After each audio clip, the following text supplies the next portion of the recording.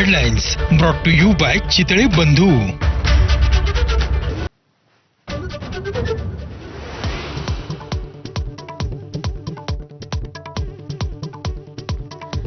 वक्फ विधेयकावर मोहम्मद अली जिनालाही लाजवेल असं भाजपचं लांगुल चालन. उद्धव ठाकरेंची टीका. राहुल गांधींसोबत जाऊन ठाकरेंना जिना दिसतायत. शिंदेंचा हल्लाबोल.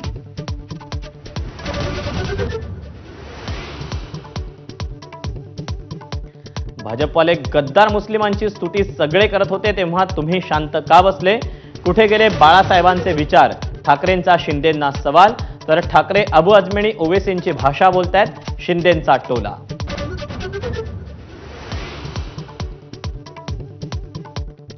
नावाच्या शॉर्ट फॉर्मवरून उद्धव ठाकरे आणि एकनाथ शिंदेंमध्ये जुंपली. मला एसनशी म्हणता तर मग तुम्ही युटी म्हणजे यूज अँड थ्रो आहात. एकनाथ शिंदे यांचं प्रत्युत्तर.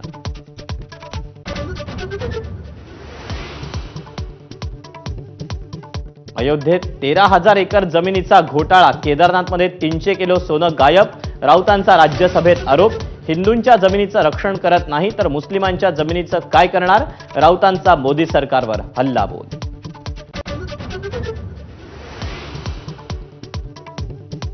शिर्डी, तिरुपती आणि अकाली तख्तवर मुस्लिमांना घेणार का?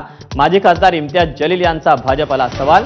वक्फच्या जमिनी बड्या उद्योगपती मित्रांना देण्याचा घाट असल्याचाही आरोप.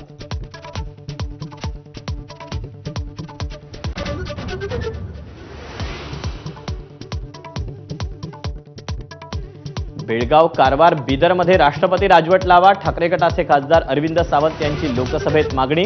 बेळगावात मराठी भाषेसाठी प्रयत्न करणाऱ्यांना तडीपार केलं जात असल्याचा आरोप.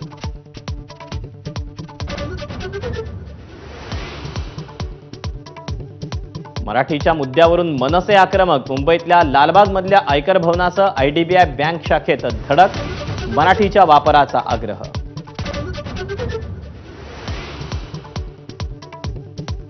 कुणाल कामराच्या यापुढील शोच्या तिकिटाचं बुकिंग करू नका. शिंदेंच्या शिवसेनेच्या राहुल कनाल यांचं बुक माय शोला धमकीवजा पत्र.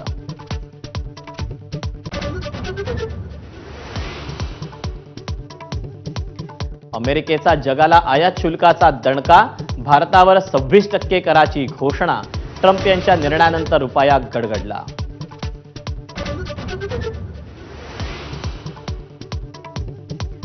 सिंधुदुर्ग, रत्नागिरी, भंडारा, जालन्यासह अनेक ठिकाणी अवकाळीचा फटका. पुणे, सोलापुरात तुफान पावसाची बॅटिंग तर गारपिटीच्या तडाख्यानं रब्बी पिकांचं नुकसान. Headlines brought to you by Chitale बंधू.